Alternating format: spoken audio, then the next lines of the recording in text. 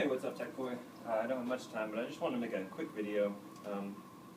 For the past year, feels like, I've been having discussions with various people on Tech Boy Facebook, the Boy3 Facebook group, all about inversions, insides, degrees of twists, and recently I had a little bit of a mini breakthrough, just with at least some terminology, talking about cross points and what exactly they are. Traditionally, cross point, as I saw it, would be the point at which we're crossing, changing from one plane to another. So typically when we do, for instance, a 2-beat weave, the path of the poi sort of makes this X in front of us, and as we get a little bit more precise and comfortable with spinning, that moment of crossing, that X, typically lands in the same place on every rotation. And that point is, typically what's thought of as the cross point, I believe. Now, there was also some discussion that Drex brought up, being that like a 3-beat weave, we only really think of this cross point that's right in front of us. But really, there's maybe another cross point, which he brought up, back here. Because while we're transferring from this plane over here to this plane over here in like a 2-beat, also, whenever we do that resting beat for a 3-beat, because a 3-beat involves boom, boom, rest over here. 3, 1, 2, 3. Yeah, so whenever we're going from this moment, we're sort of changing planes as we go from this crossing plane, or whatever you want to call it, to this resting position over here. And that involves a sort of a cross point back here that allows us to break into this side plane, and then we go back to that cross point up front. Now, we were talking a lot about cross points and bringing that kind of stuff up, and Arashi and Alien John talking a little bit about really cross point constitutes more than just this crossing path structure. So cross point also deals with plane facing. Now plane facing is what it really means. So say right now, this is the wheel plane, side plane. My plane, you could say, is facing this way, which is an orthogonal direction to the plane in which my poi is spinning. That meaning, if I bend this way so that the plane is facing you right now, my hand is towards me. The plane facing sort of involves, the plane in which the poi is rotating. So the circular path of the poi sort of trails out, and you get this circle, and that circle lies on a plane that expands out into infinity in all directions. But being that my point of control, or my hand, which is sort of controlling the tether and the poi motion, is on this side of the plane. In physics, it's called a normal, surface normal, which is the force that it pushes away from the surface. So, if we're talking about a floor right now, the normal force goes up, but when the plane is facing you guys, the plane facing is another word for the normal. So, right now, plane facing towards you, right? So, you can do a plane flip or a tether flip. Boom. Now, even though the poi is doing the same thing, the plane is now facing towards me. My hand is towards you guys, and the plane is this way.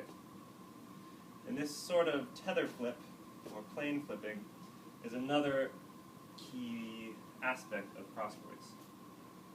So as you notice, a 2-beat weave, the plane is facing outwards on this side, and we flip to this side, so the plane is facing that way.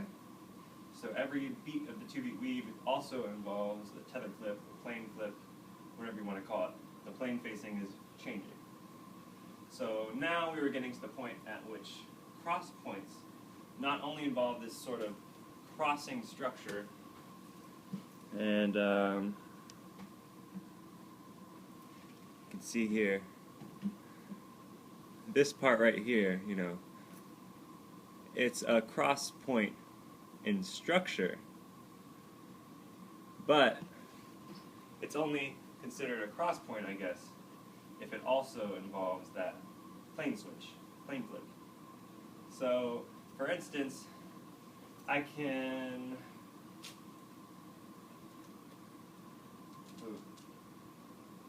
it's difficult, but I can probably make that 2-beat weave shape without ever having that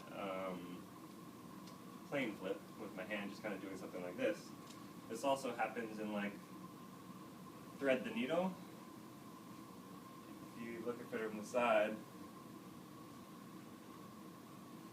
we have cross points facing down, I think, but there's still cross points there, but there's no plane flip. My hand never went from pointing, or my plane never went from facing you guys to facing me on the inside, or whatever you call this. So, what are these points that have this sort of crossing nature from the poi path, but don't have the tether flip, where you flip the plane?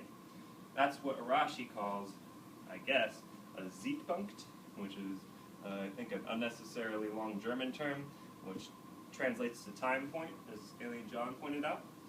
And he also thought it was kind of cool because an abbreviation for crosspoint, CP, abbreviation for Zeitpunkt, ZP, Z also sort of indicating movement along the Z-axis, and by Z-axis I mean depth.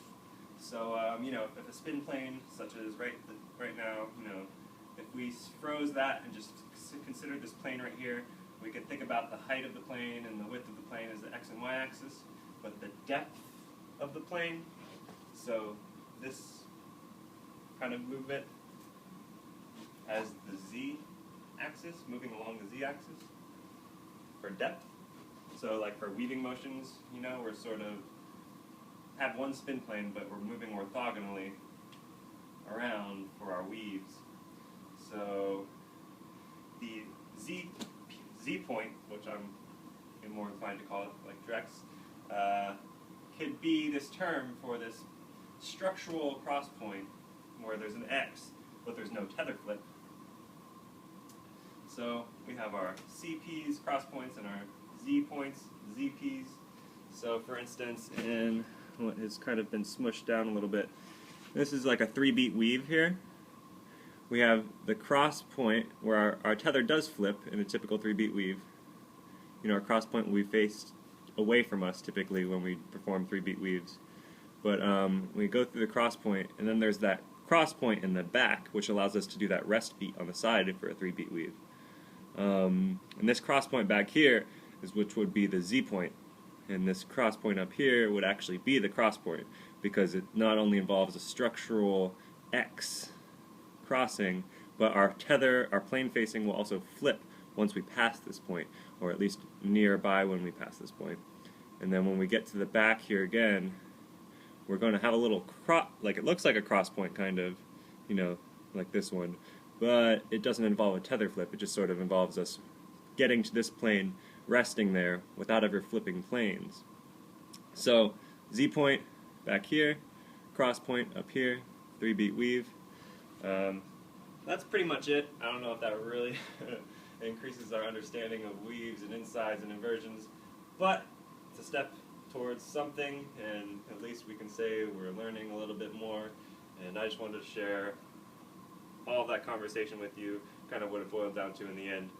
So run with that, see what we can get, and figure out. That's about it. Thanks, guys.